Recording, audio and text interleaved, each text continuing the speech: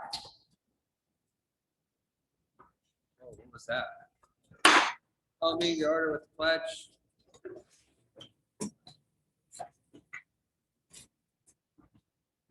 I pledge allegiance to the flag of the United States of America and to the republic for which it stands, one nation, under God, indivisible, with liberty and justice for all.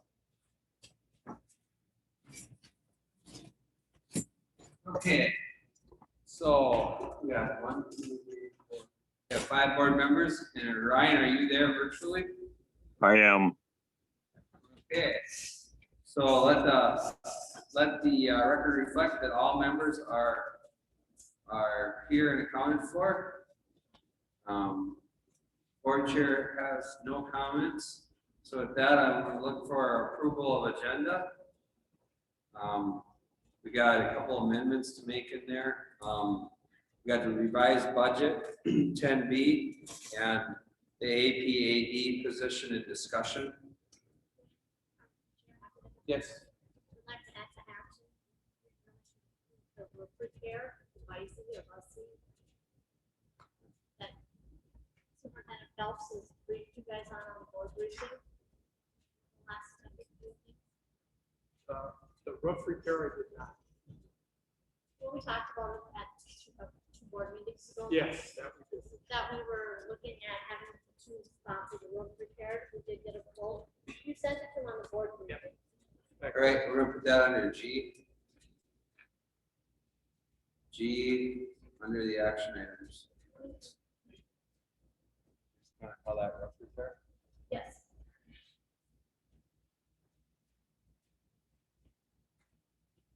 All right. And then we got 10A and 10B under the discussion items. Is that right? Yeah, all right. Somebody want to move to approve the agenda? I make a motion to approve the amended agenda. Okay, there's motion and a second. It's been moved by Director Clay, seconded by Director Bauman to approve the agenda as amended. Is there any discussion? Hearing none. Point of order. Superintendent Phelps, do we just do we have to do all by roll call? With one member? No? No, you do not. Good. All in favor, say aye. Aye. All who oppose? And all who abstain? All right, let the record reflect, the motion passes, agenda is approved as amended, 6-0-0. And I'll try to give a little bit more time for Ryan to get in there too, because I don't know if there's a lag time or not. So moving on to appreciation, recognition and presentations. Who wants to go first? Okay, go Joel. I'd like to introduce Karen Krupa. Karen is a para in our building for a number of years, and we recently had a teacher that took an unexpected absence from school, and it happened to be we opened the greenhouse for the first time in late February and had been building up for our community plant sale for months. And the week that the plant sale was to go off, our egg teacher was gone. Without him, the plant sale we didn't exactly know what we were going to do. If you got a chance to go in the greenhouse before May 3rd, it was full of plants of all different kinds, vegetables, flowers. We had advertised the plant sale out into the community, coincided it with community-wide garage sale week and day. And without even asking, without even prompting, Karen took over the plant sale. She came in, she ran and worked with the students. And Karen hates the fact she did not want the recognition, didn't feel like she stepped out of her comfort zone, very humble, but it would not have happened without her. it wouldn't have even come close. In fact, I was still scratching my head. I don't even know.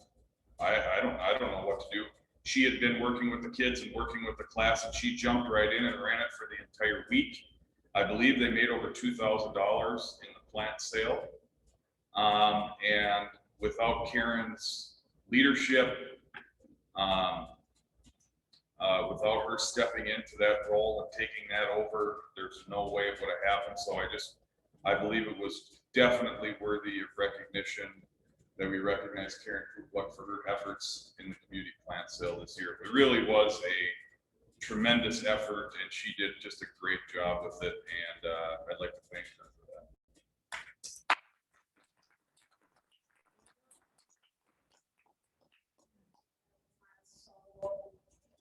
Effort on my part. I was in constant contact with Sarah the entire time, and really thank him for entrusting me with his project. And all the students stepped up, and they did a tremendous, awesome job. So I think the students deserve a lot of credit for the sale, and they made about $2,500. Thank you for those kind words too. Thank you. I have one more. I have Justin Ring. He was supposed to be here. I don't know if he's online tonight or not. Justin is a senior for us, and we have been going through PBIS at the high school for the last 2 years. We did a high school cohort in 2019-20, and then this year it was a K-12 PBIS group that went through, and so I'd expect to see a lot more implementation. If you see the matrix on the wall there, the chart with expected behaviors, we're going to be doing a lot more of that and a lot more of teaching off of that, of what the expectations are for our kids across settings. And that's the thing about PBIS, is it works to help put your staff, whether it be a cook, bus driver, a coach, teachers, paras, administrators, secretaries. We're teaching the same expectations of our kids across all of the places where they exist in our building during a school day. With some of that is when you teach it, we have classroom signs, and we've had reward type things that we've built and developed that have been done by teachers and staff and by students. Justin took the lead on developing a logo. It's the 3 R's, the Royal R's: respect yourself, respect others, and respect our school. And he developed those into kind of a fun poster that we will put and actually banners that we will put in different areas of the building in the next year. Justin spent many hours this spring developing those in coordination with Tabitha Stevenson is our PBIS coordinator for the high school, and she's kind of the coordinator for the district for PBIS. And she spent some time working with Justin, putting together these posters and these banners, and they really turned out good. I was going to have them in the presentation. I will send the board members an email of what the posters look like, but they really did a nice job. So I'd like to thank Justin publicly for all the work. He was pretty excited and pretty pumped that his legacy is going to be here when he leaves, is what he worked so hard on. So congratulations to, and thank you to Justin Ring for his work on our PBIS stuff.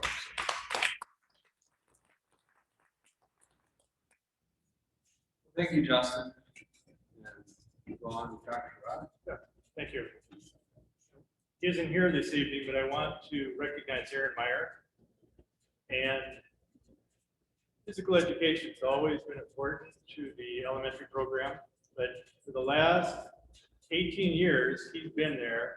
It's just been such consistency every day. The kids love him. He does so well with the kids. He's really focused on his units.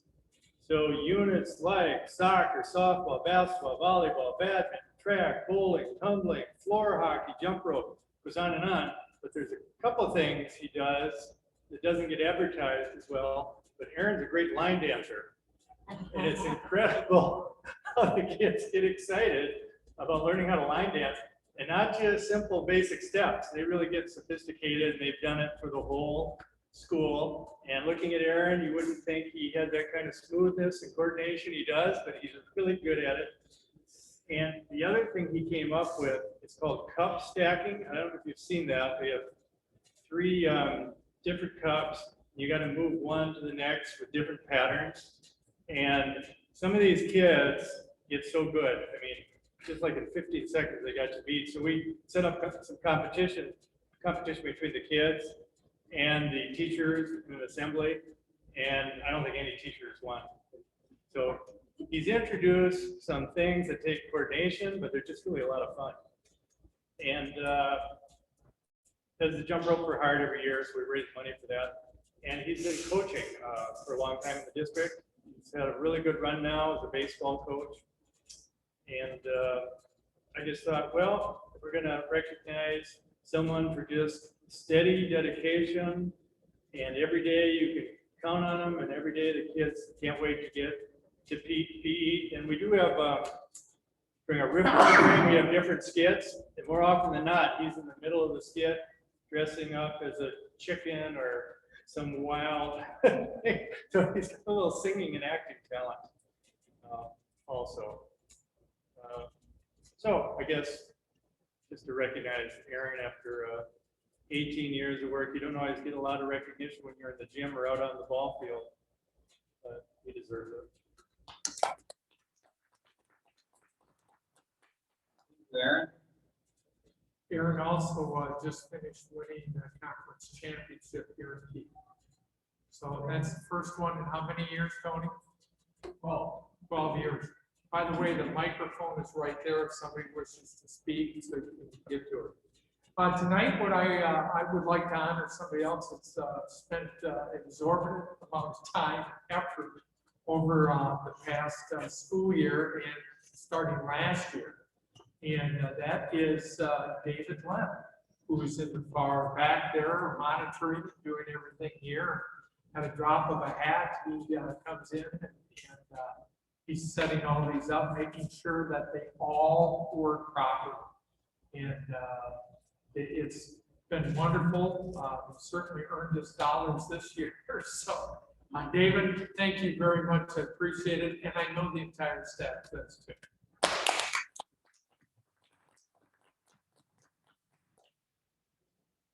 Yeah, so David has to deal with all the staff, and then he gets to deal with board members that don't know what they're doing on computers all the time.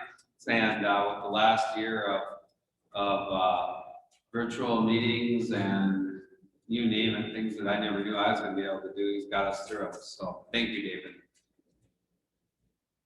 Anybody else for presentations? All right, moving on. Board committee reports. Anybody want to report on any of the board committee reports? I can talk. Finance committee met, just a couple of things, the revised budget, which we're gonna go over tonight. Pupil count was down. Sorry. I missed number 7. Recognition of sorry. citizens for input purposes. I'm sorry. Does anybody want to speak? Sorry. I would imagine if they wanted to speak that might be good, so let's just give it 30 seconds.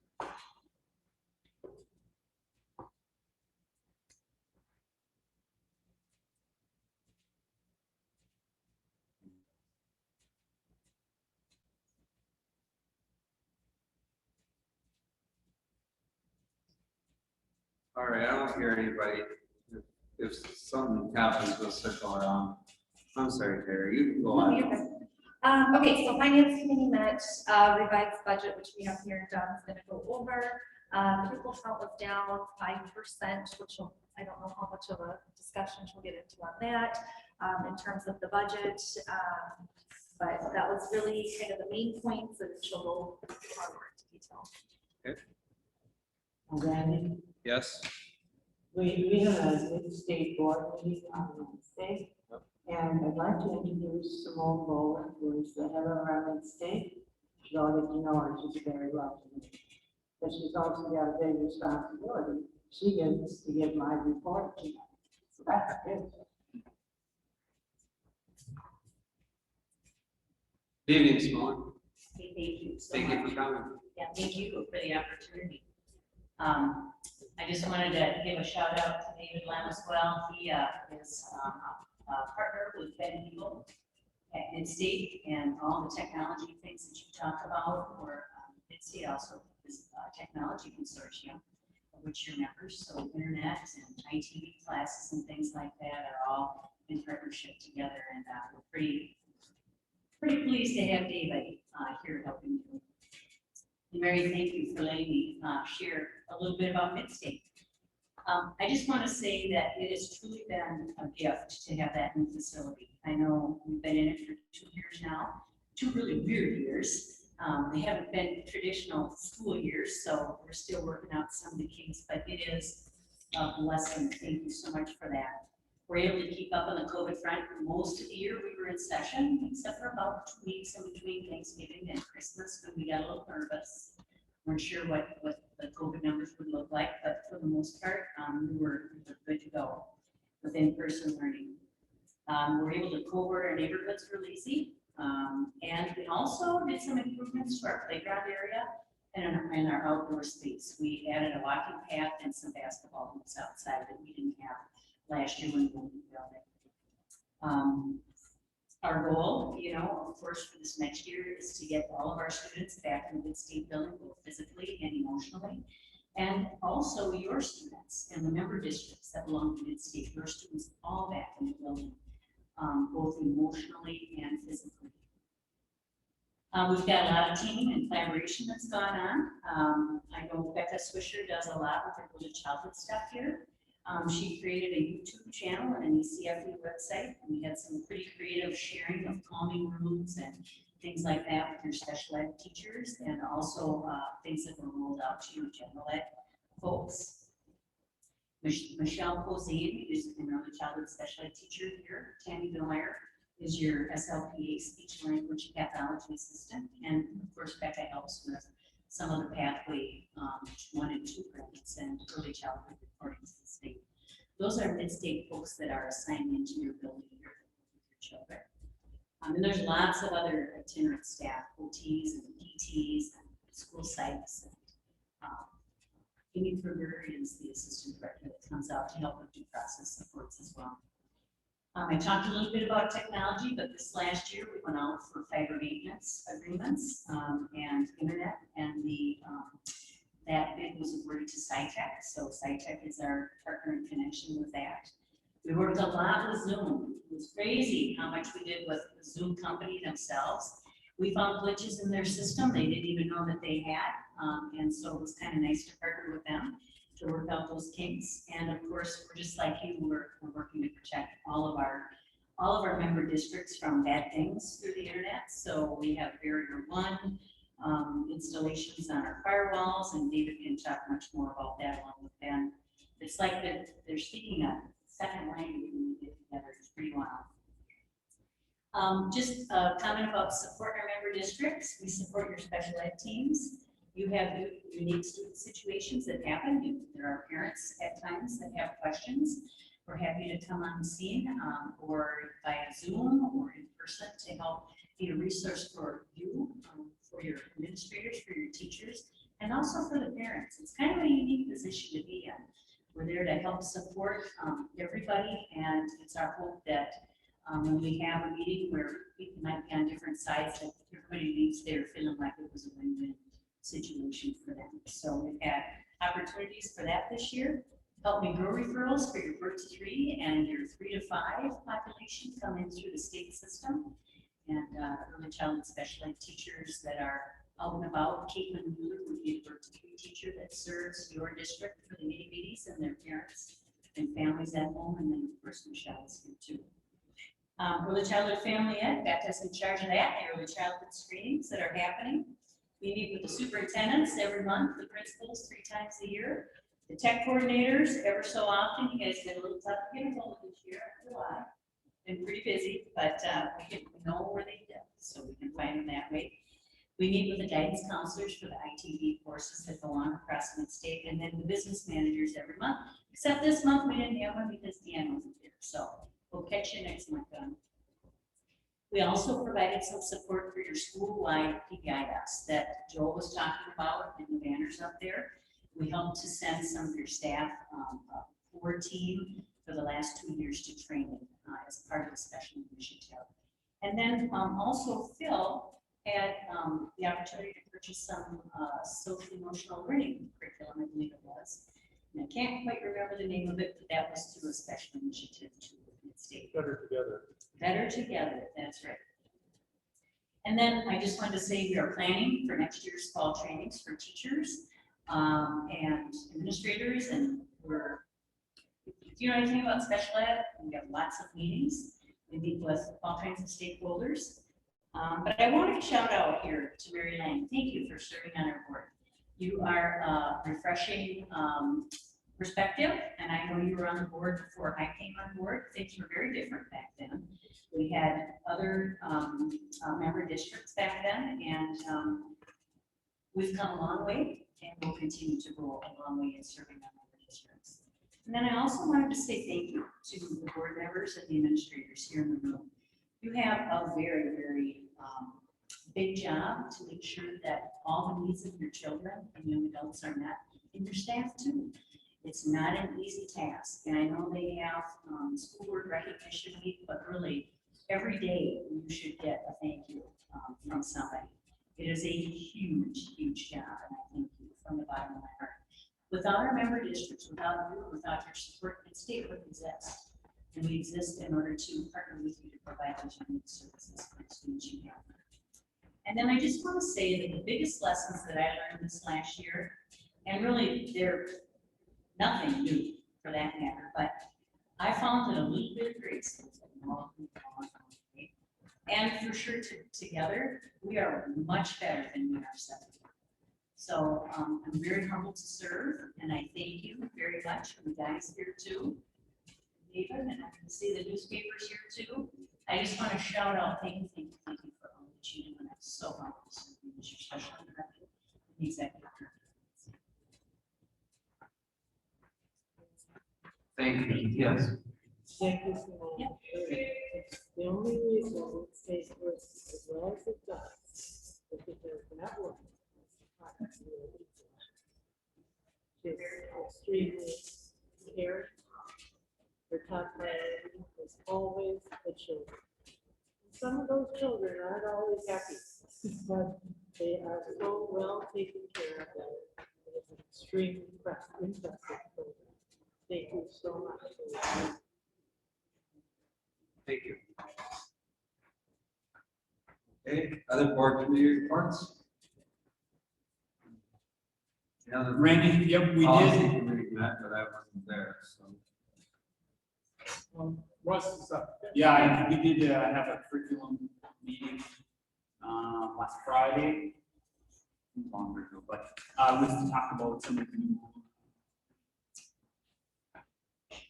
Phil has been working with the elementary to, is it language arts? It's Language arts curriculum. He's had a board, I think they've been studying and going through and getting us towards that, and something that was budgeted, so.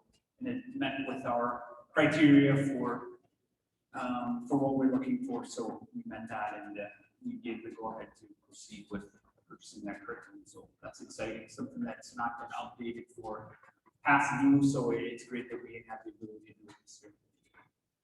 Moving parts to it. I think so, yeah, I mean, yeah, Phil's here, so you can obviously answer questions on it, but yeah, it was, I mean, it's quite the process. I think you said you started last fall. So Actually, a little bit the spring before, but we got serious in the fall. We reviewed 5 programs, did a lot of research, narrowed it down to 2, and then spent another 2-3 weeks deciding between those 2. We had 3 independent reviewers, plus talking the curriculum. So pretty extensive. So can I just ask a couple questions? Yes. So how long of a commitment do you make when you enter into one of these things? I mean, if you're making a commitment to a curriculum or to that, you know, it's gonna last for, I don't know, you know how long you're? 7 years. 7 years. Okay, that's just all I. Yeah. I mean, that's all this stuff I thought about when Simone's talking, you know, if we would have known 2 years ago that we would be distance learning and stuff, that building would have been different than it was, but it was probably still better than what the old one was. You know? Oh, no comparison. And, you know, this building, if we would have known we were distance learning, might have been different than what it is, but it was still better than the old one, and I think that's what we need to strive to do as we come out of COVID, is to look for the things that work well and capitalize on them and not forget those lessons, because, you know, if it's gonna fall on our kids that they miss some time, but if we can try to pick it up and learn from the lessons we've learned, I think they would make some of it back, so. Okay, other committee reports? Yes? I'm sorry, I'm not really that active, but I am, yes. We had a policy meeting last, Week ago, last Yeah. Tuesday. but anyhow, Randy wasn't there, we missed him. But, we went through every one of those policies with a fine tooth comb. There were some errors in grammar and things like that, and so, Yeah, right. Ryan is just an expert at that. He can put every comma, every period, every complete sentence in order, because that's what he does. So it's an amazing thing to have that talent. Takes a little time, but it's just wonderful. So he went through, or we went through, every one of these policies. And really, John can attest to it, really cleaning up. It wasn't that they were terrible, it's just that they just needed tweaking. And he did such a great job. And I think this whole list of policies that we have, are the ones we looked at, and it's quite onerous. However, they're very, very, very well written now. Very, good. And so I'm very proud of what that really he did. I was kind of there saying, yeah, that's a great idea, yeah, that's true. It was a good experience, and I'm hoping that in this third meeting we can pass this down this evening.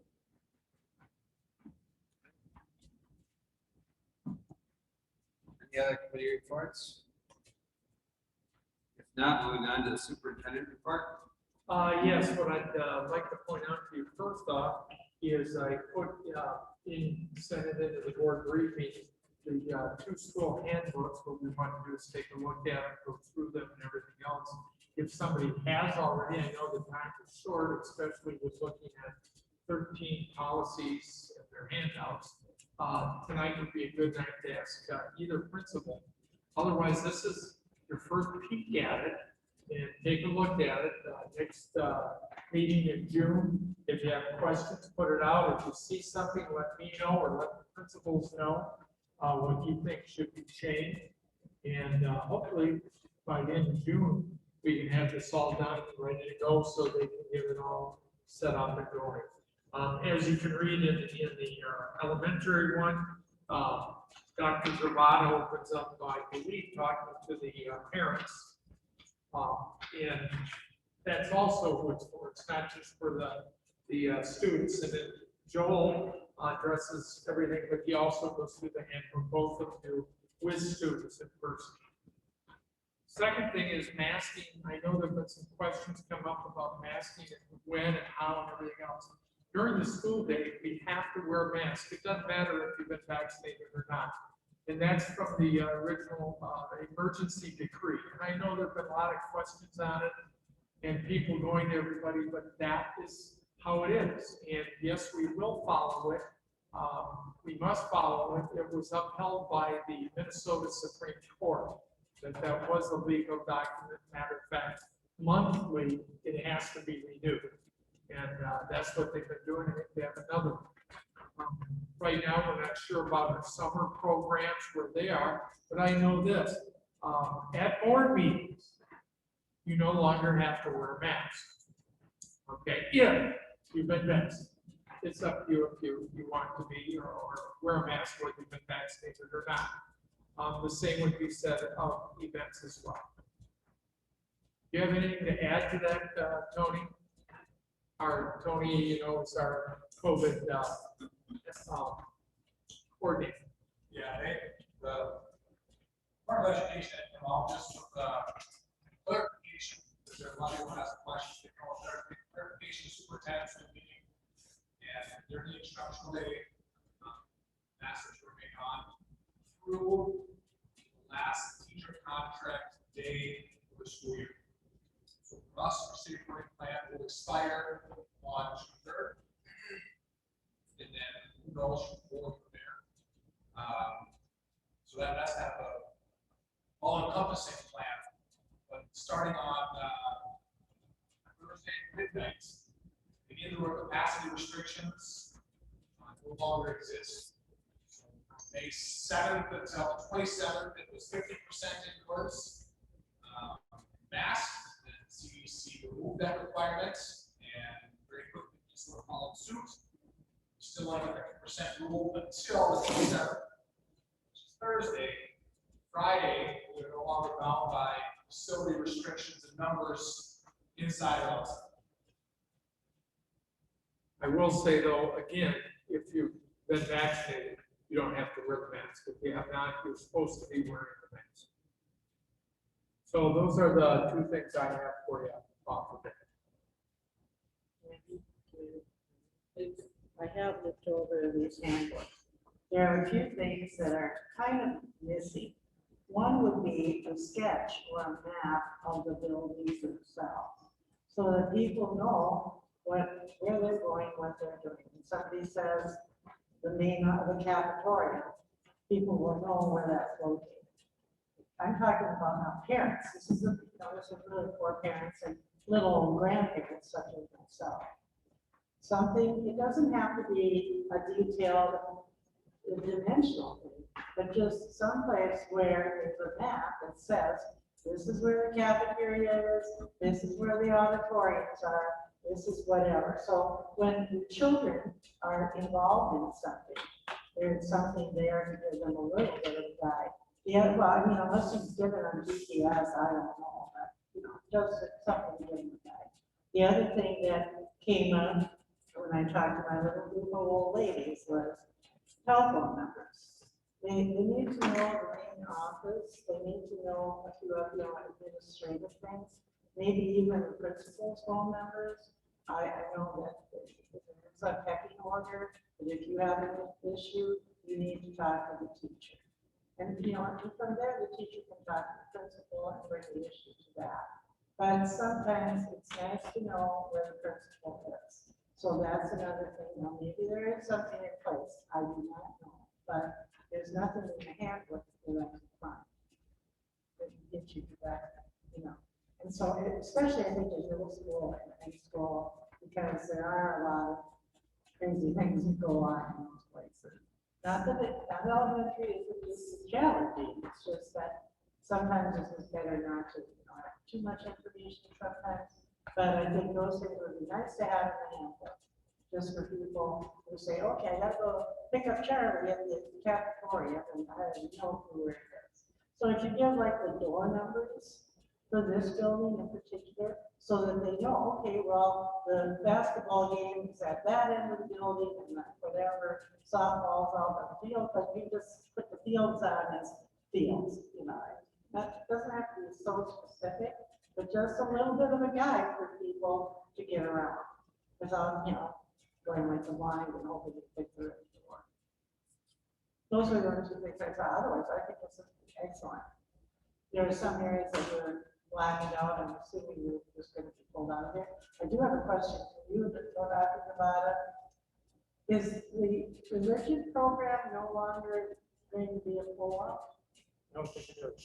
And I visited with the religion coordinator and Father Clausen, and they want to go with the way they've gone. And they have the support of the diocese. So, yes, what you're saying is that. They're going to stay there with the pull-out on Wednesdays? No, they're staying with their home-based parent program. Oh, all right, okay, I didn't know what they were using right now. In our area, we still have a, gathering.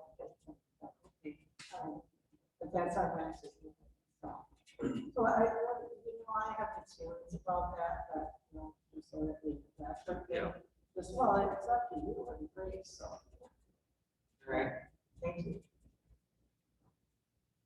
John, do you have anything else? No, I don't, that's it. All right. Business managers report.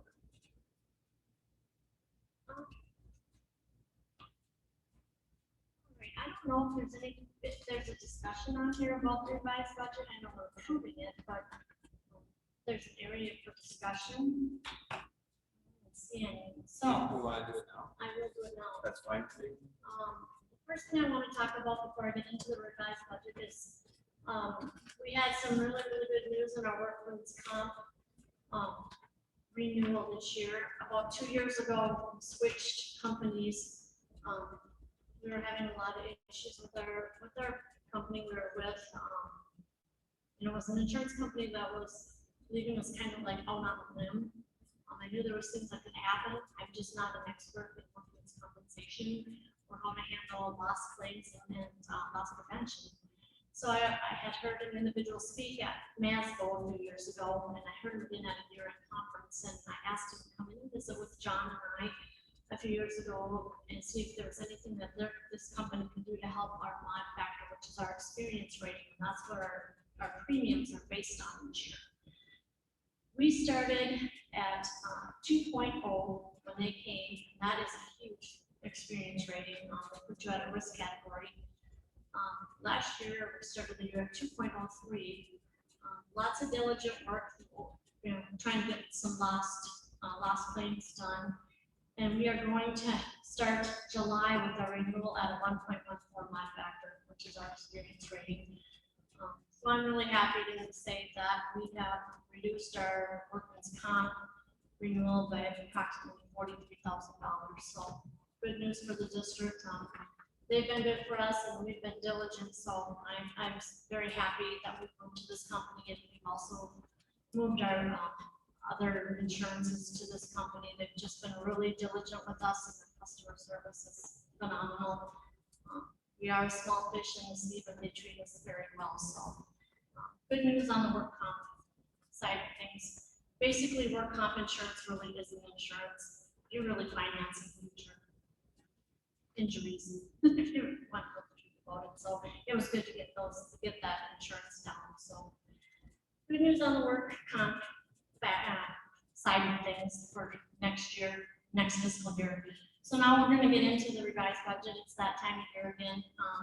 Generally, we do this a little earlier in the year, but with all the things that have happened this year and our enrollment being down, I really wanted to see where we were at, and we were really watching our MARS/Ed5 edits that went to the state each month or every other month. So each board member got a large spreadsheet. What we do is we start out, and I'm going to go through it fast. I'm just going to do a review so we can get on with the board meeting. But the biggest fund balance that we look at is fund balance 422, which is our unreserved general operating fund. And it goes to 472, which is our MDE, which is our third-party billing. If you look on the balance sheet code up on top, and go just to the right, 459 was basic skills. It was actually an addition to compensatory, but they have removed that because of COVID. I'm going to see if I can possibly do a funds transfer into the general fund to use that fund balance. And then we have a restricted for severance only. That is a statute by law that we have to hold that in there. It just sits there. We have 460 fund balance, which is our non-spendable fund balance. That's reserved for any prepaids that we have at the end of the year that we have to reserve for the next year, or any inventory fund generally, which is our general fund, generally doesn't have any inventories, but then do have prepaids that we do have to pay, that it's expense to subsequent years. So for example, curriculum was a prepaid. We prepay it, but we expense it for the following 7 years. Staff development has a fund balance, gifted and talented, safe schools, operating capital, and LTFM. And then last year, the board agreed and approved a committed fund balance for 29 21, 22, 22, 23, for as long as it stays in there. So that is committed for a roof repair and for a reading specialist. So that was $470 or $70,000 that was committed in that fund balance. So when you look across that, 422 is our unreserved operating fund. So we started that with a $1.627 million fund balance. My estimated revenues for the year are going to be, this is revised, it's an estimate. I just want to keep everybody on task that this is an estimate. We are lifetime here. Our revenues are fluid based on our actual live enrollment for the year. Minnesota is one of the few states, maybe the only, that works on real time. So our estimated revenues were $9.284 million, and our estimated expenses are going to be $9.405 million. So it looks like we could end the year deficit spending about $121,000. And like I said, that is an estimate. I'm not going to go through every fund balance. Some of you guys can see as you scale across that we do have, we'll have good fund balances going through every fund balance. Gifted and talented will see a negative impact for the year, but they still have a positive fund balance. We will use that, and we will utilize that in some supplies for the gifted and talented program. So what I'm seeing at the end of the year through the general fund, and that's every fund balance, unreserved, including all our restricted fund balances, looks like we should generate $9.849 million in revenue in the general fund, and we should expense $9.86 million in expenses. So we're looking at a negative of $11,000 throughout all the general fund. That's every fund balance in Fund 01. Fund 2, that is our food service fund. This is a for-profit fund. We don't get any aid or levy associated with Fund 2. We do get aid or levy associated with our general fund. So our food service fund balance is set at 46. We ended last year with 46,629. I have estimated revenues of 404,000 and estimated expenses of 434,000. So we will deficit spend this year. And I think I've said that all year. Distance learning has not been good food service. Kids not in the building, kids are not eating school lunch. So it looks like we should end the year with a positive fund balance though of 16,000. So next year we have to do some makeup on that. I hope we will look at other options, but we do still have a positive fund balance in food service. Our Fund 4 encompasses school readiness, which Simone talked about, our preschool screening program, our general community ed, which is our recreation. I don't know if we have a lot of adult classes, but we have a lot of recreation, and our early childhood family education, which also is run by Mid-State. We do show, obviously, positive fund balances, except for school readiness.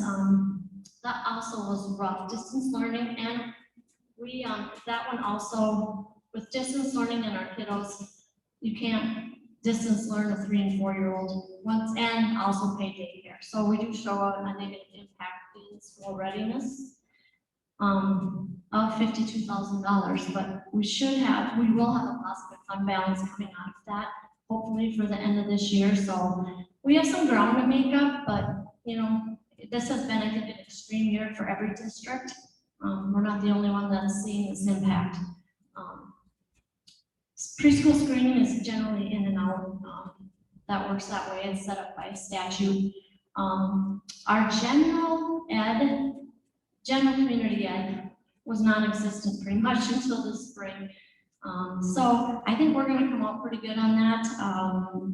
Ted Hansen has done a great job with accelerating the recreation and the camps for the spring. So we did generate some revenue, and we will have a positive fund balance coming out of our community ed recreation program.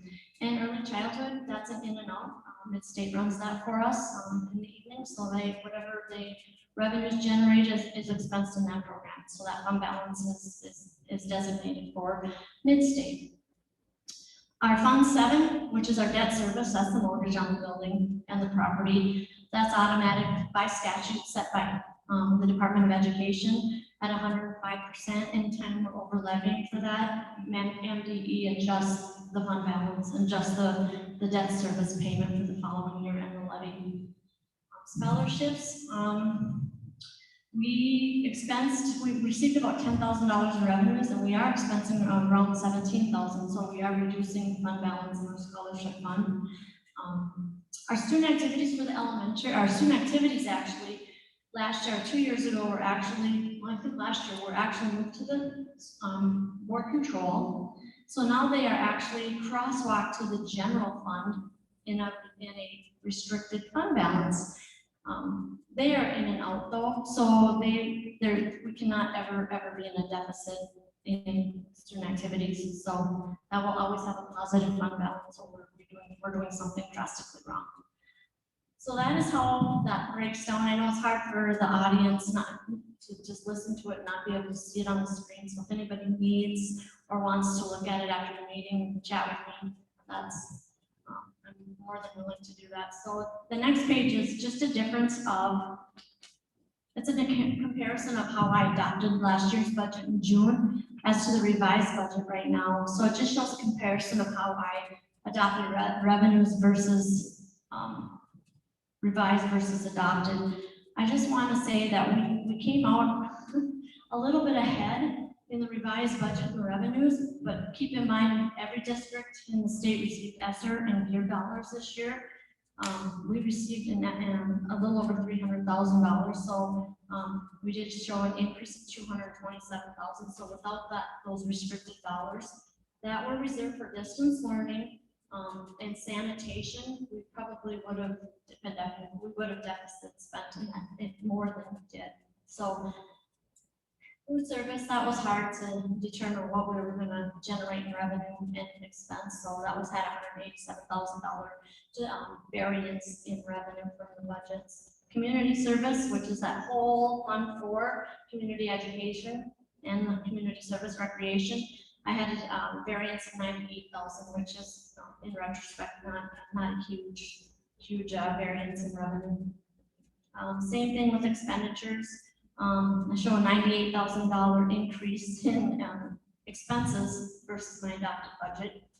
And I'm showing a decrease in expenses in the revised food service. We spent a lot less money on food because we didn't service as many children. Community service, like I said, we showed a lot of discrepancies because our variances because of giving refunds, credits, and programs just not happening. So scholarship was status quo, and student activity was pretty much also a non-existent program. We didn't have a lot of things happening over the winter and fall with that. Not a lot of student activities going on. So it was pretty much, they're going to have a pretty status quo year, and we'll roll that money into, we'll defer it into next year. So that's what the page 2 or the second page is. Third page, it just shows the revised revenue and expense budget, just like I said on the first page, just in a summary, so I won't go over that. It just shows the summary. The thing I do want to talk about though is our revenues could change. Again, I just want to state it is an estimate. We are live with MDE. I do calculate it right now. Our last MAR submission was 1,001 ADMs, which is average daily membership. Last year, we ended our year at 1,042 adjusted pupil units. So we are down considerably from last year. We have not calculated our special ed minutes yet. The gen ed piece is calculated, but the special ed minutes, I'm thinking we'll pick up 5 or 6 kids versus the special ed minutes. So I'm hoping to end the year at about between 1,005 and 1,010 adjusted pupil units. So we are down considerably from last year, which is every district in the state. So we're not alone. There is a neighboring district that is down 20% of their enrollment. So when I feel a pity party coming on, I think about them. So that has impacted. We should gain up about 5 or 6 students. And keep in mind, we haven't expensed 100% of all our budgets. There's still some utilities, because I can't really forecast if fuel is gonna go up or down, and some of our, lights and electricity. So our building and grounds, he hasn't used 100% of his budget, and transportation is close, but they haven't utilized 100% of their budget. So we do still have some budget dollars that haven't been spent, so that will impact the revenue side, and obviously when they're not being used, there's no expenses report. So, that will impact, I'm hoping to break even in the unreserved for, 2021. Last page is enrollment. I'm showing the board, and I was going to show everybody else. I did a comparison of 1920 to 2021 enrollment, just to show the board, how we're down, where we're at as of April 28th. So when you look at it, I showed I pulled our ADM and year-end report from the state. And that's what we ended, like I said, we ended last year of 1920, and this is weighted because 7 through 12 generates 1.2 units per person. So we ended last year, 1920, at 1,042.92 ADMs, which is average daily membership. As of April 28th, we're at 1,001.39. So there is obviously there's some, we're down, and all the numbers in red. If you look at the net difference, I kind of did it different than when I did the finance committee. It shows where we're down. It shows what grade. So if you look at like kindergarten last year, they would be first grade this year. That's how and then first grade would be second grade and so forth. So you're seeing some numbers down. And then I pulled out all the PSEO that we actually don't get membership hours for. There are schools that we have contracts with that we get the membership hours, but we actually pay them on a contract on so many credits per, or so many dollars per credit. And then we had 22 homeschoolers this year, so that's impactful to us, and 10 online academy students. So when you look at that, that's part of a lot of where our numbers are declining this year is our homeschool and online academies. And we're down numbers, and people have decided to go to other options. Okay, so those numbers from the homeschool and online academy, are they kids within the district or kids that were going to the district and have switched, or is that just kids within? These are children that were in our district being counted, yes, last 1920 that are not in this district this year. Just wondering. Yeah, and also I think I've said that maybe a million times because it can be a broken record. I always say we do service 33%, 32 to 33% open enrolled. That is the heart of our district. And what I've seen is if open enrolled, I think we have a good chance in elementary for open enrolled students to possibly come back. But generally, if they find options elsewhere, we don't usually recover those students. So I'm hoping that this has just been one of those anomalies and we recover. I think we're going to recover. I think I would say about 19 kids every home next year. And then the following year, I can't guarantee anything, but until our numbers come up, obviously our revenue has declined. Should there be an outreach program for them? I think that would be a discussion for the superintendent. Are there any questions? At the homeschool, I think I talked to Dr. Gravata and Mr. Swenson, and I feel very comfortable that a lot of the elementary homeschools kiddos will return. And I think some of high school will, don't you? Do you guys have something to add to that? We're hoping. We're always hoping. I mean, we play a game of numbers. It's just like a movement. It could change in 6 weeks too. Well, it's all going to depend, and I think we've had a lot of conversation. It depends on what happens next fall. So, and that's where we're at. I mean, hopefully we're on the back end of what is, and we see recovery. That will impact. But again, homeschooling and online academies, they're online academies. They smile all the way to NDE. I mean, they really advanced and, filled the void that parents have thought that they needed with distance learning, so. I don't have anything, if anybody has any questions, like I said, I'm sorry, audience, I didn't know we weren't gonna have a screen, but if anybody needs the reports, I do have them. And I will be budget to actuals for June, but I did want to revise this so the board and the audience knows where we're at. We are down a little over 5% in enrollment. But like I said, we have a neighboring district or a district, that's down 20%, so it's not all doom and gloom. Anything else? No, I'm glad. Thank you. All right, principals report. Dr. Sharada?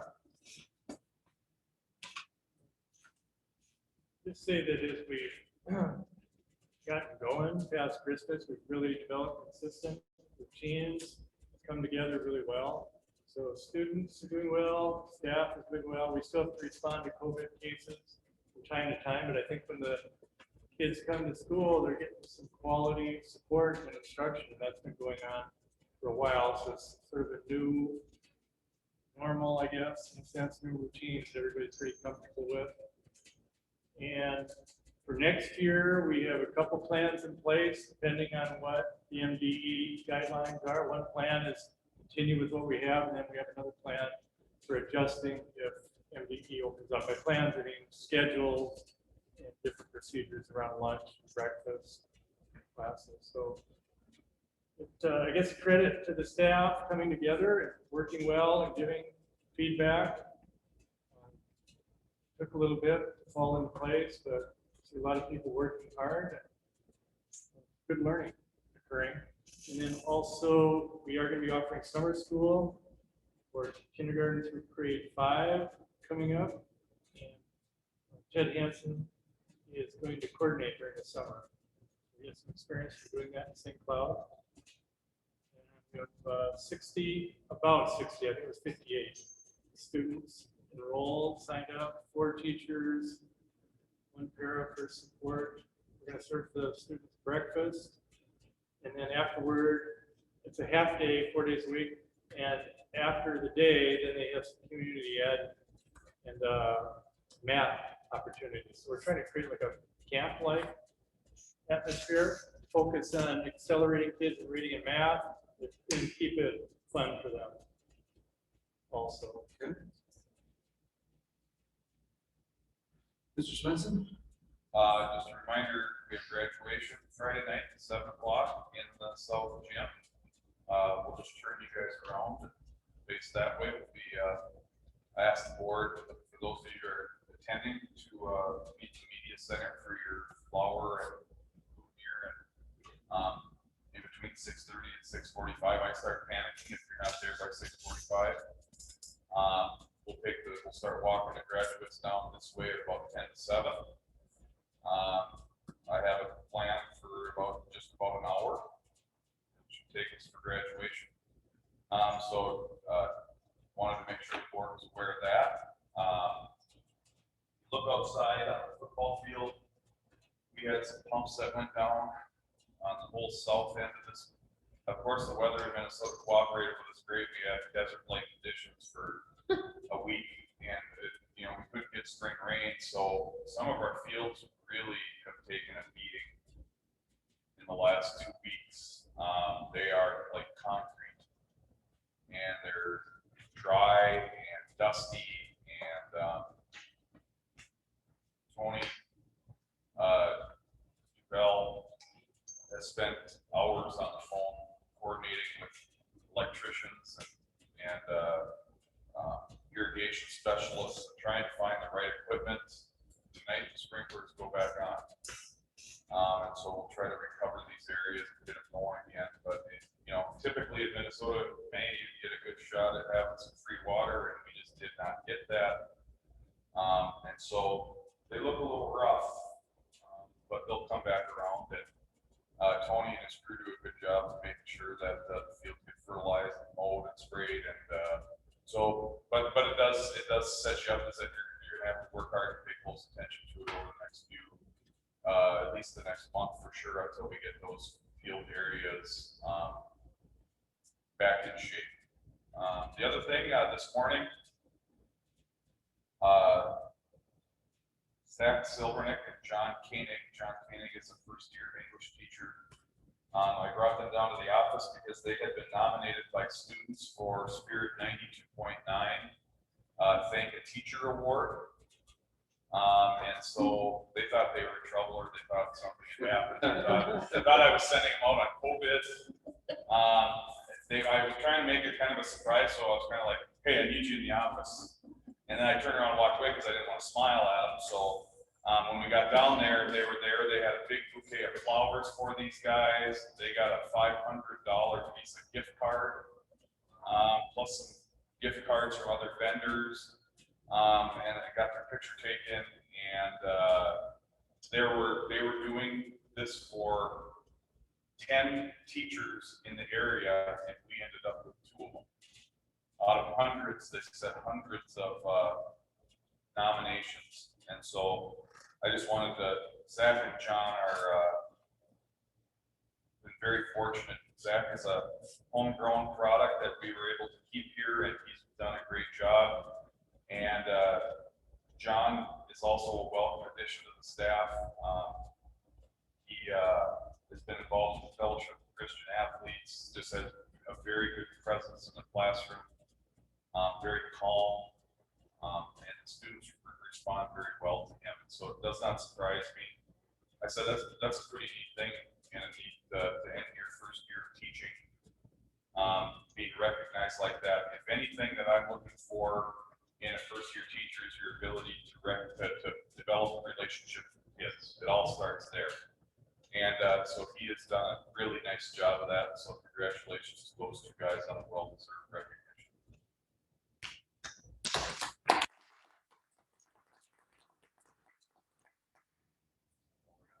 All right. Well, that's exciting. So, all right, athletic director's report. All right, we are winding down our spring seasons pretty quickly.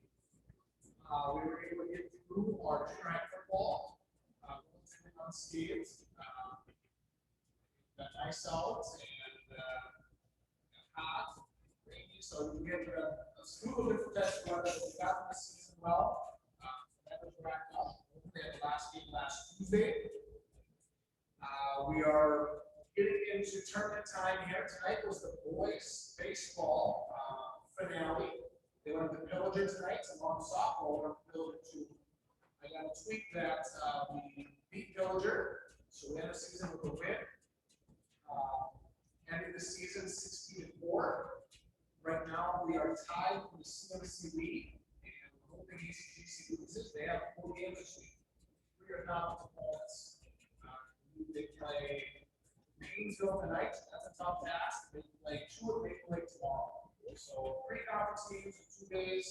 We're hoping they step up a little bit and they can win it all right.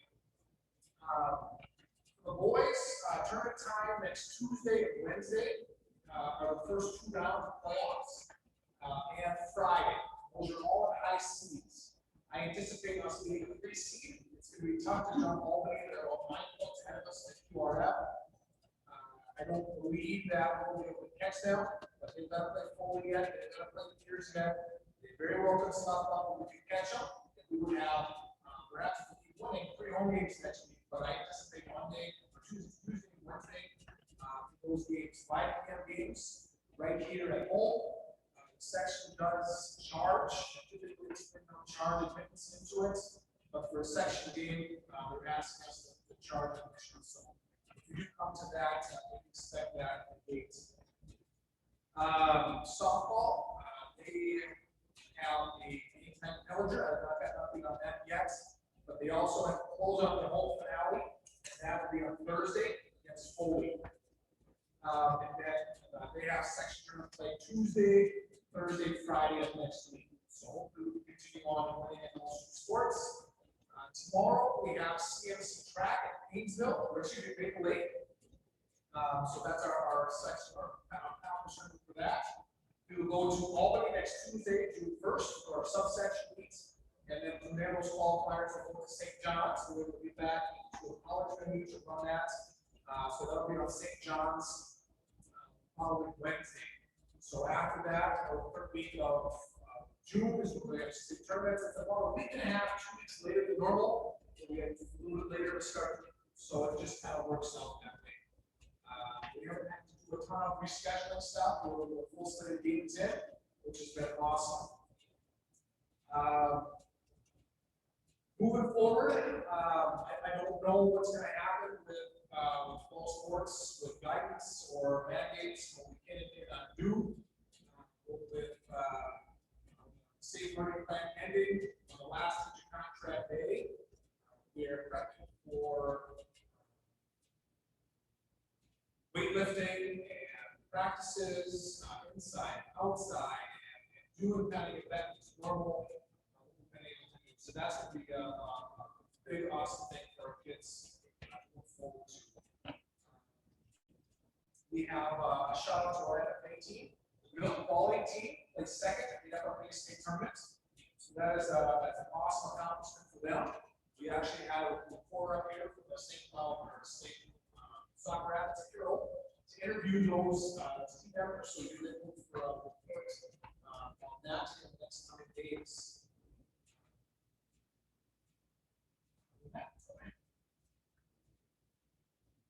Thank you. Could you also please add as the COVID coordinator? Could you tell us where we are? Sure. Right now, we have 14 kids and they're in quarantine. We're somewhat impacted by COVID. One staff member, so a total of 15 people within our walls. That's the ECC Russell High School and at the elementary. County-wise, we're at 13.6, and it's going down every day, which is awesome. We've added 2 new cases today. At 11 o'clock is when the NBH report comes out. We have 2, which is awesome. We're navigating as we can and taking it as it comes. It's been less and less. And we had a couple good stretches of weeks, and then a tough week, and then now we're back to a good stretch of days. And less impacted every single time. It's been a lot easier to go around the classroom, everyone kind of packed up and you see me walk around. I don't have a clipboard, everyone's pretty friendly, but if I have a clipboard and walking around, people tighten up a little bit and they avoid me or they're walking and kids just kind of put their heads down, that's not them. But when you contact me, they said, it's our teachers and support staff have done such a nice job of continuing to distance the classrooms that the impact is minimal.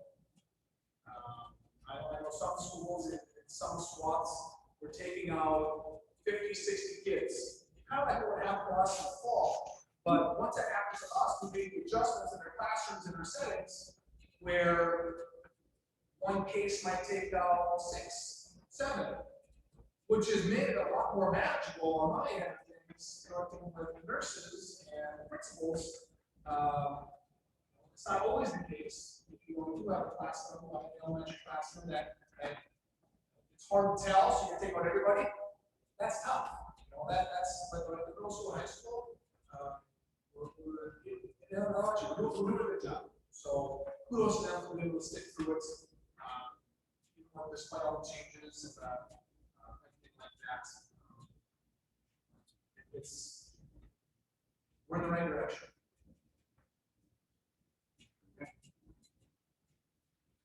All righty, moving on to the consent agenda. So we'd like to move the consent agenda.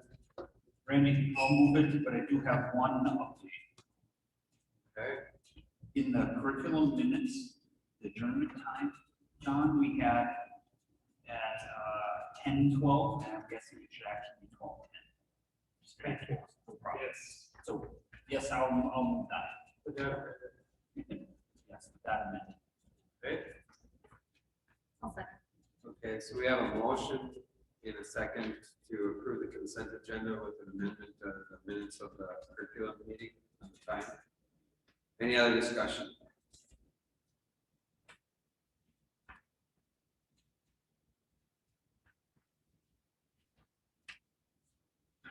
Well, I'm gonna read it all, because I think that's something that we should do, so. It's been moved by Director Garrett and seconded by Director Bauman to approve the regular board minutes of the April 26, 21 meeting, approve of the non-negotiations committee meetings on April 20th, 2021, approve the policy committee meetings, May 11th, 2021, approve and amend the curriculum board committee meetings, May 14th, 2021, approve of financial committee meeting on May 18th, 2021, all the claims, accounts, and financials, and approve accounts payable and receivable and employee reimbursements as attached, and approve all other reports as presented. Approval of resignations, which are Katrina Lenz, C Squad volleyball coach. Approval of new hires. The Railton School Board will approve the following hires based on the findings of each individual's background check, licensure status, and disciplinary report from the Minnesota Department of Education. And they are Morgan Fromm, elementary social worker, Cindy Petron, ECC reading specialist, Miranda Ogreva, RN nurse. That's the end of them. Approval of retirement of Shelley Gravata, elementary school attendance secretary. And approval of long-term substitute teachers with letters of understanding for Andrea Langhoff and Anna San Miguel Escueda, science teacher. Everybody's good on this? Any discussion? All right, all in favor say aye. Aye. All opposed? Ryan did vote for yes. And all who abstain. Let the record reflect, motion passes 6-0-0. And I know it's in the consent agenda, but I would like to thank Shelley Gravata for her years of service. So.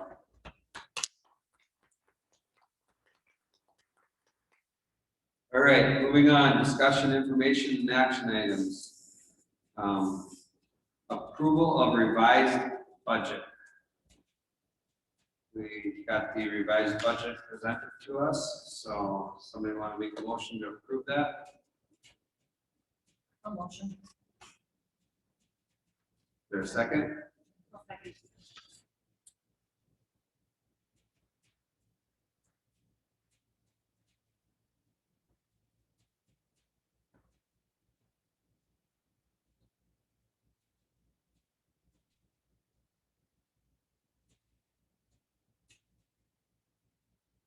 All right, it's been approved by Director Bauman and seconded by Director Roaring to approve the revised budget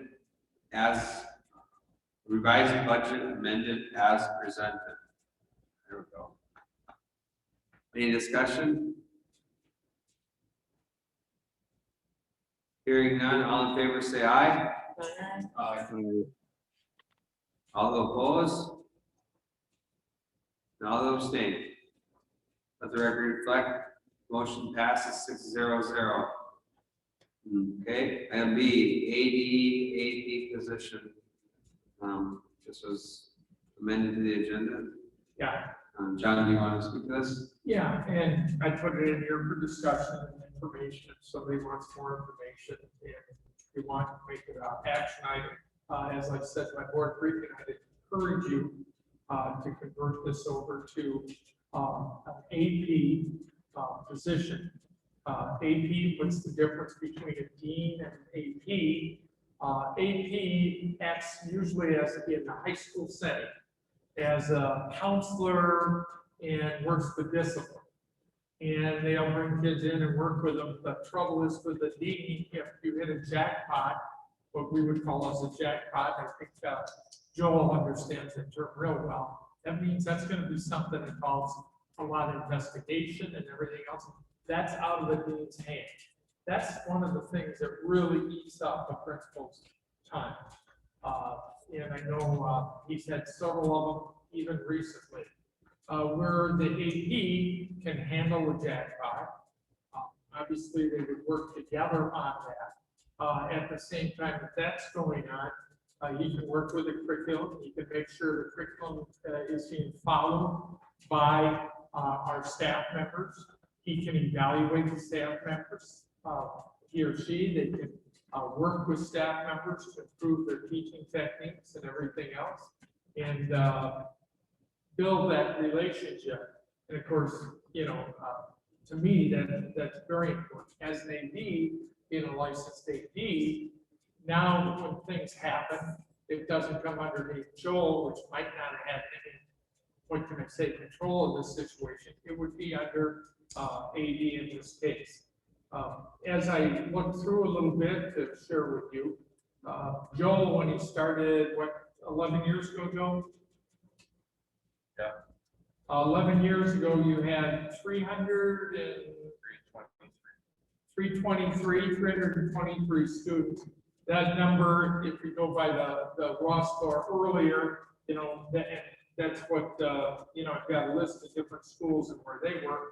That's gone up at least 200.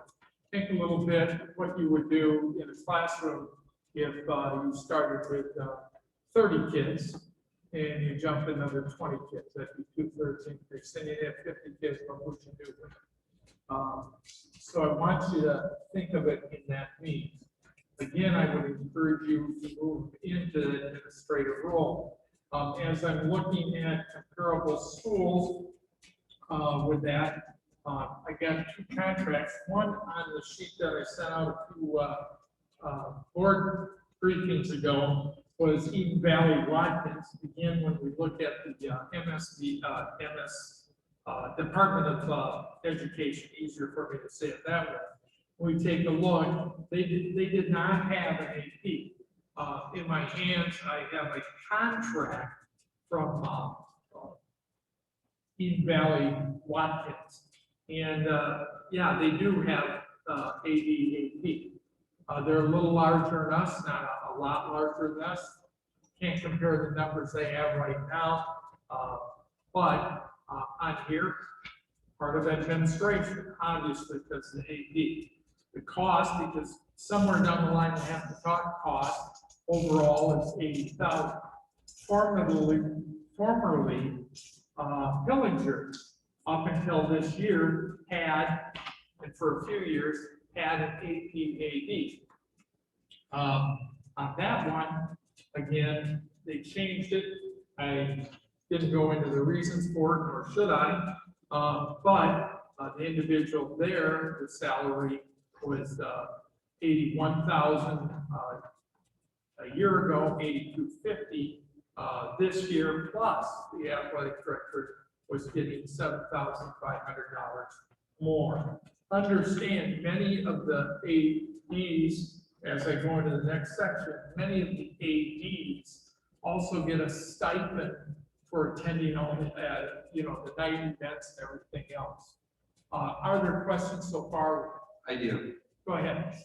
My biggest concern is that with one of these split duty things, there needs to be, I don't know, there's probably a right word for it, and I don't got it, like a list of duties or what's expected, how much of their time is going to be spent on one thing, because, you know, I think that something can come up and then they, you know, they spend so much time in one place and they don't get it in the other place, or 10 years from now, that becomes a full-time position for one thing, and then what was being spent on being an AD, but we don't know, you know, and, you know, not that we would get it right the first time, right away, but, you know, I'm just looking forward. We've had a couple of these positions that were part-time at one point, and then we gotta try to take them apart, and we don't know, you know, how much time do they spend on that? I don't know, they just work on it, you know? We find out it's a lot more time than we probably, they should even do, but that would be my concern, is that we need to have a, you know, what's expected. Because, I mean, we can't just make a position and expect them to just do it until it's done either. I mean, when you're at 90 hours, is that enough? I mean, you know. Sometimes it's not. And that's something we can work out of that. right now, talking with Tony the other day, we knew the first year that he was working with it, it would be a low, because he is his own secretary, and he would continue to be his own AD secretary, not assistant principal secretary. But what he's done is economized the work. Would that be a fair thing to say? And he's found ways to do it, a lot of it online, which has cut it down. As talking with him, we're looking somewhere around 60-40. Do you want me to recognize Dawn? Oh. I just have a comment. Go ahead. Yeah, when we first talked, well, I haven't been in the loop on this for a while. And actually, I haven't looked at that. I think that you guys have been more in on it, but when we first talked about it was 70-30. That is what I was told. Then that's how I started costing it. So I think there's conversation that has to happen. And it's fine. It's not that I just support it. I just think financially that is. Tony, you don't care if we're talking about you, do you? Like, he's been doing more than athletic director work this year, all year. And Right. Because there I wasn't don't any know how, athletic director. at some point you have to reconcile that and say, where is his time going? Because, I mean, if he's doing all administrative work and not that, that's not administrative work either. I'm not saying that, but, that's a problem I can see with these split positions is, how do you know that you're spending enough time? How do you know, so we go up 200 students, how do you know when it's time for that to be a full-time position? That's not the argument I'm saying. I know, but The argument I'm saying is I haven't been a part of the costing, and I started costing it financially, now it's changing into something else. And that's all I'm saying. I already told Tony that I support that. Yeah. I don't want to argue that with you. No, I'm not, I'm arguing with Cash myself. out dirty laundry like that. That's not where I'm coming from. No, I'm just arguing with myself that if we're gonna do this, we gotta. Yeah, I've not been on the board for a long time, but not long enough though to see one of these things go kind of sideways. So I don't want to lose a good person because we don't go into it. Right? That's where I'm at with it, so. So to continue on those lines. Yep, go ahead. Before everything's done, that's why I asked if you want to look Dawn in yet. 60-40, to me, it's relevant. On some days, it might be 100% one job and 10% another week, that's 110. Yeah, that's why you put people like that on salary and move from there. It might only be 70-30, but I think it's ballpark. Is what you're looking at. You can't set it.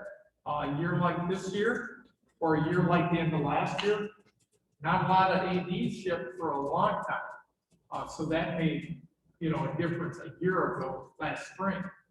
And so all those pieces kind of come in there. So you know where Tony is.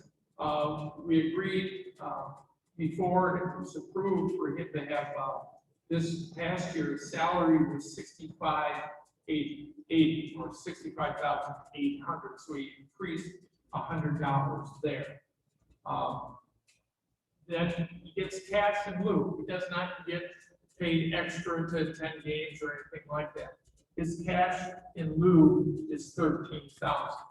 If we move him into the assistant principal's position and AD, then what happens is we look at the assistant principal's money and they get 6,000 in cash in lieu.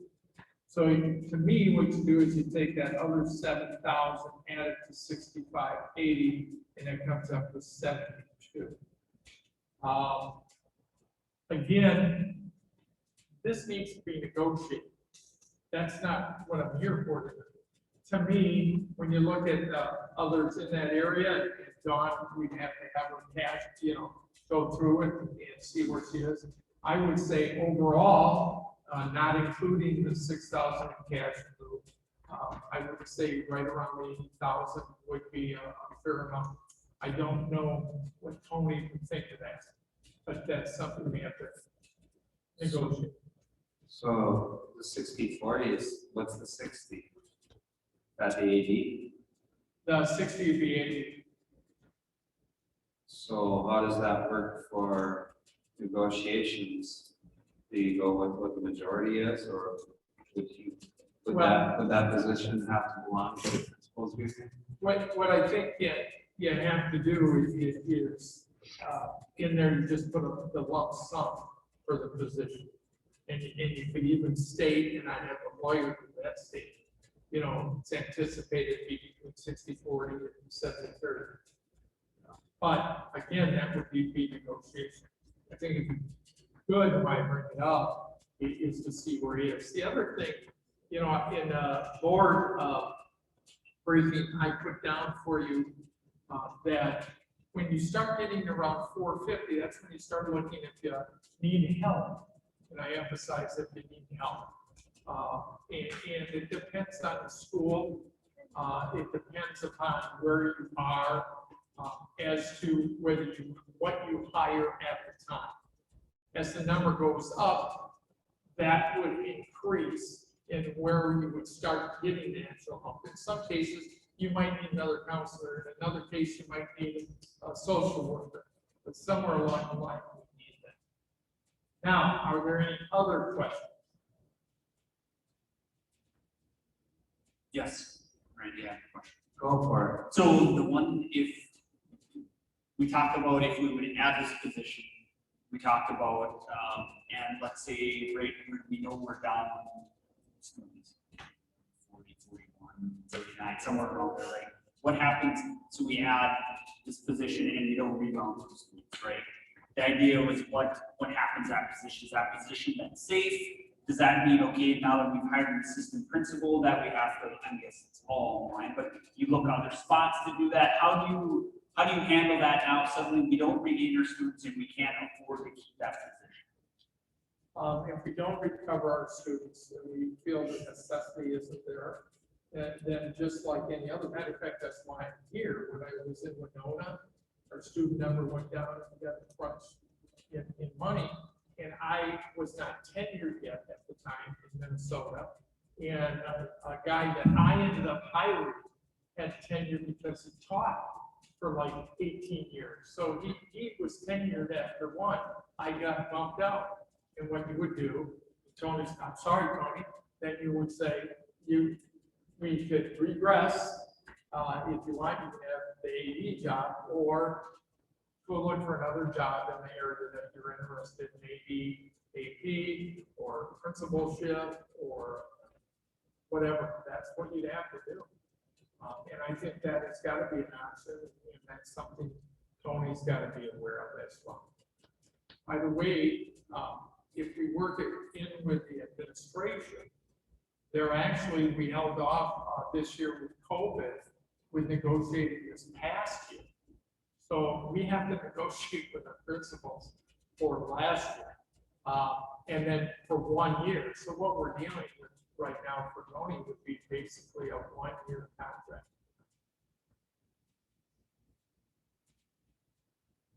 Did I answer that for you? Yep, so I just have a couple, so I know a lot of it so far has been discussion, right? So I think at some point before I would be comfortable moving on, I need to have a good documented down somewhere, right? Because right now we're talking abstract. I don't have written things, right? So I guess that's where I would struggle. I am concerned that we are down in enrollment, and adding this is a step. I think we have to be very cognizant of that to devote this at the right time or not. I do understand the need that is there. I don't want to any other way. I just wondered, are there other things we could do to help some of this? Do we make it an ADD?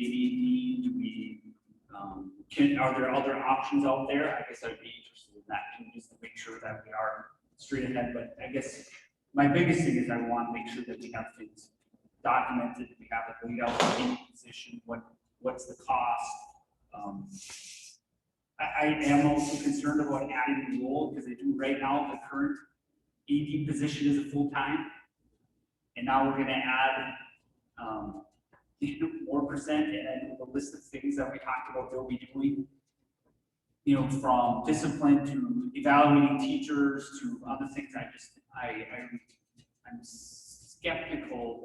person will have enough time to do all of those. So that's, There are, I could be talked into things, but that's just currently how I sit on it. I'm sure there's efficiencies that could be gained. I know some of the, you know, there's some efficiencies that can be gained, you know, with the right person. So absolutely. I am with you though. I'd like to see it before I'm ready to vote on that. I'd like to see it in paper. You mean like a cost, right? Like, Like in Boston, just. cost is one thing, but just to see what the contract now looks like. I don't know if that should be a committee thing or a board work session. Mary?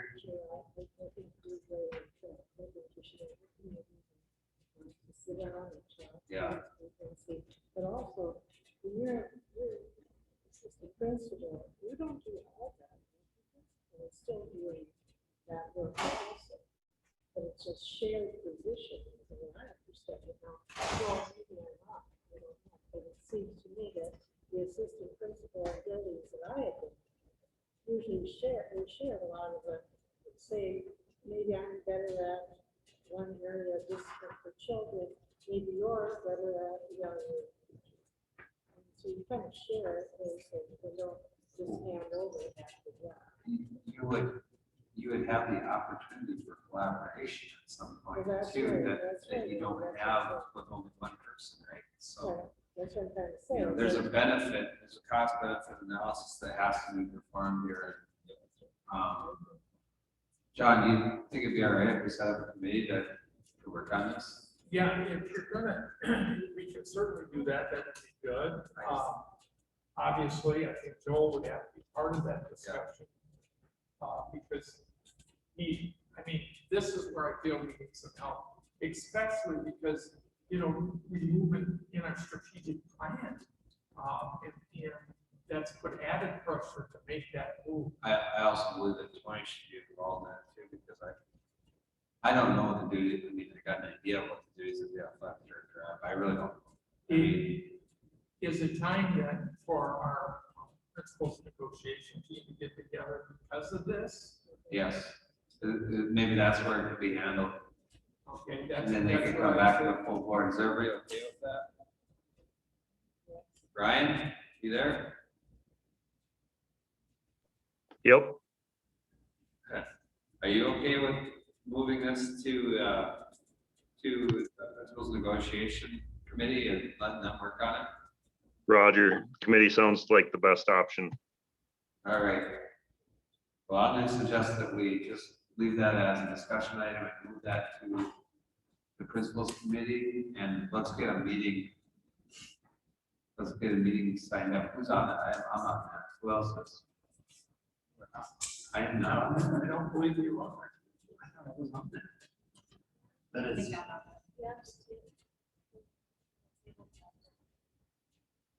There wasn't a motion.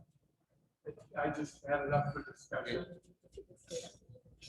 And if they want to, they can move it in. Yeah. Oh, no. the other, Randy, versus the other thing too, I would like, maybe we can learn from another school too. Is there an assistant principal AD out there that's doing this to look at, what's their split, does it work? Is there, I think I would be interested in that as well. I think they have one of those, or two of those contracts. Yeah, just to find. Wonderful. Well, let's move on that way. Is everybody okay with that? All right, we're gonna move on then to approval of donation by resolution. So what I have in my hand here is a resolution. It is from the Royalton American Legion for $750 to the school district. And I'm looking for somebody to move it.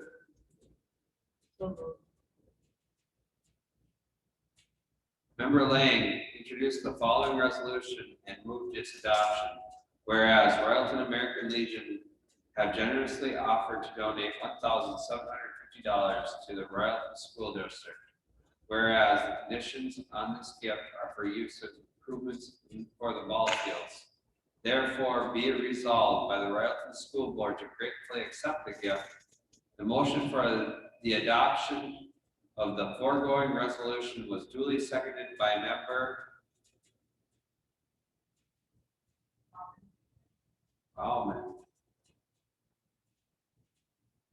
And upon a roll call vote being taken thereon, the following voted in favor of Director Bauman, Aye.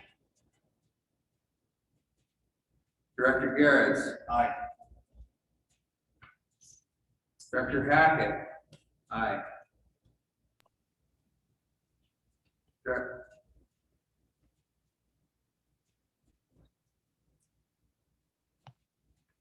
Director Hofstad, Aye. Director Lang, Aye. Director Rory. And the following voted against, no one, and the following abstained, no one. The foregoing resolution 600 approved this 24th day of May, 2021.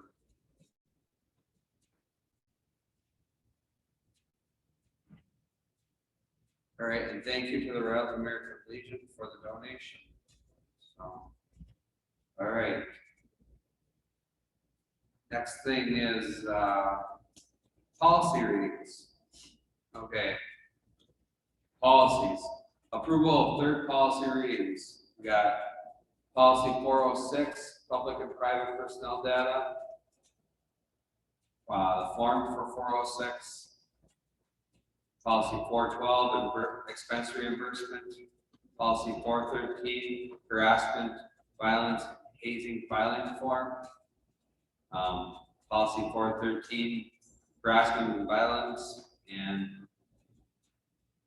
policy 515, protection and privacy of people records.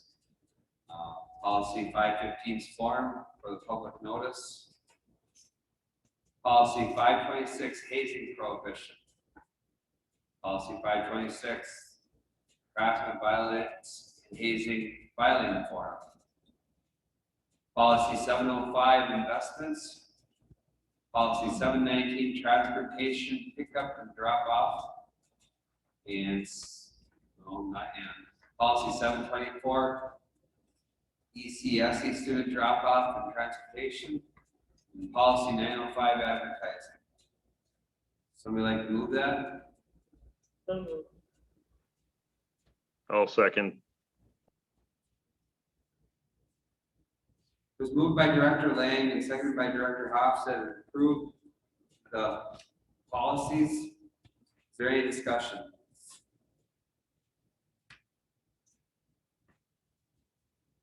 Hearing none, all those in favor say aye. Aye. All those opposed? No abstained. Let the record reflect the motion passes 600. Policies are approved. Okay, approval of the tower lease.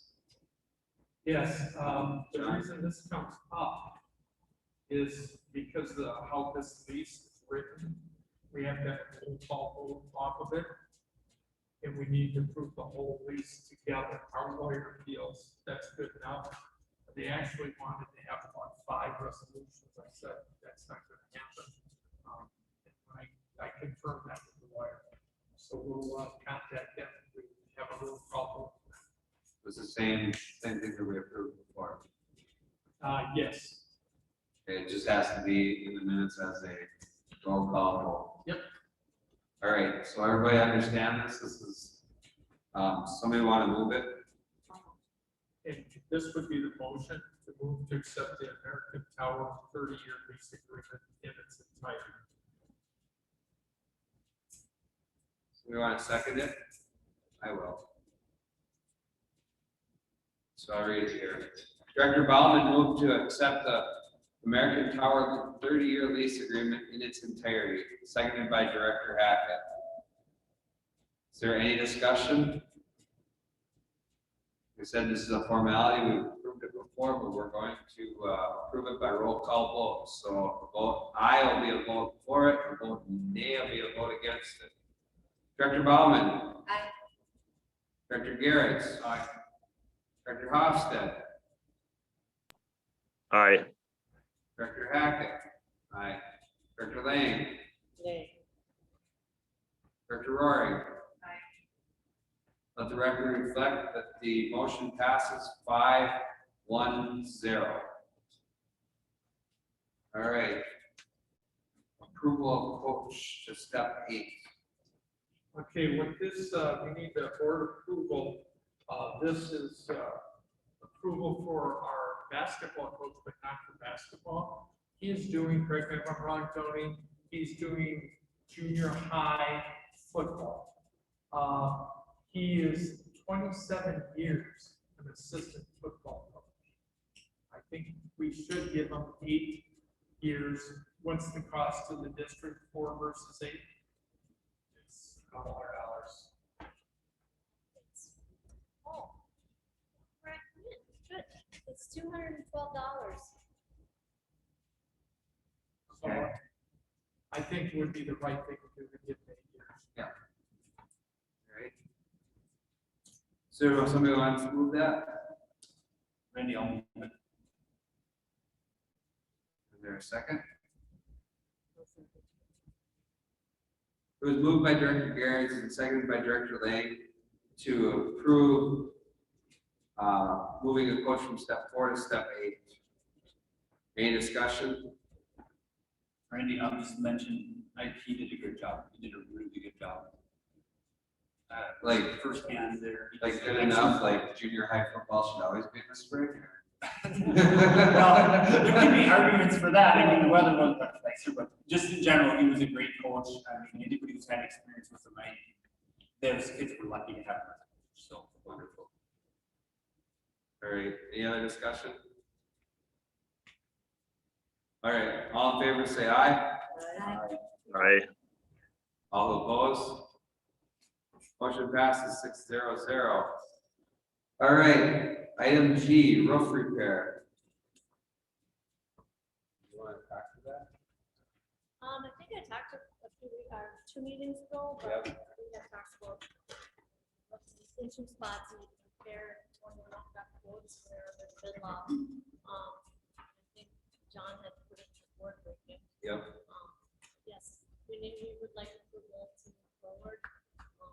It's gonna be about $99,000, way less than we thought it was gonna be for those 2 spots, by about $21,000, so.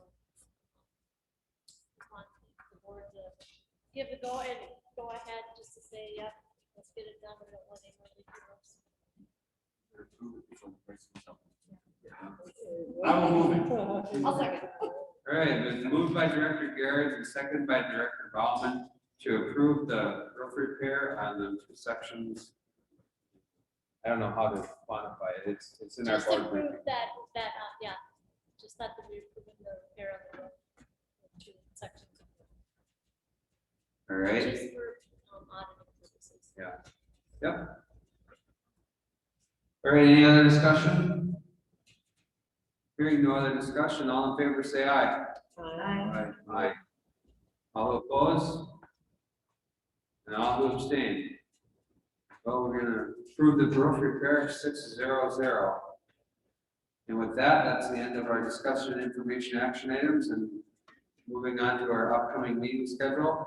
Monday, June 28th at 6 p.m. is our regular board meeting. And we should probably somebody should try to schedule principals negotiation meeting. And the people that are on that, Director Garrett, and also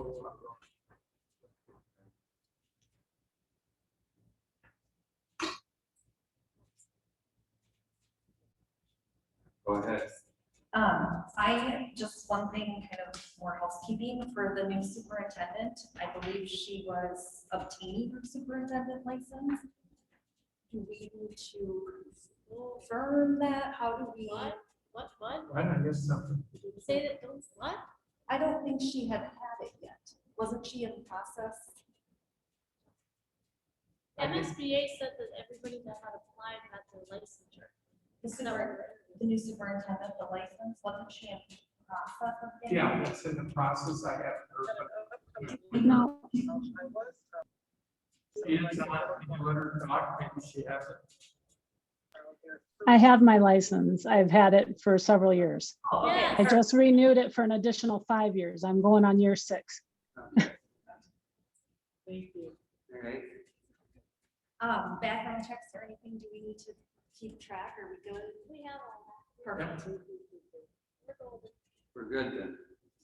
Right? She passed the flying colors on that, that's why she brought that up. So, is there anything else? No, no.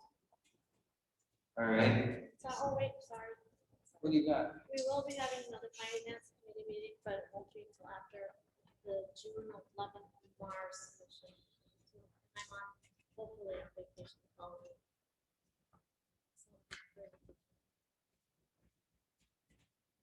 All right. Somebody want to move for adjournment? Second. Moved by Director Lang and seconded by Director Garrett to adjourn the meeting. Is there any discussion? Hearing none, all in favor say aye. Aye. All opposed? All abstain. Meeting's adjourned, 7:46, 6:00.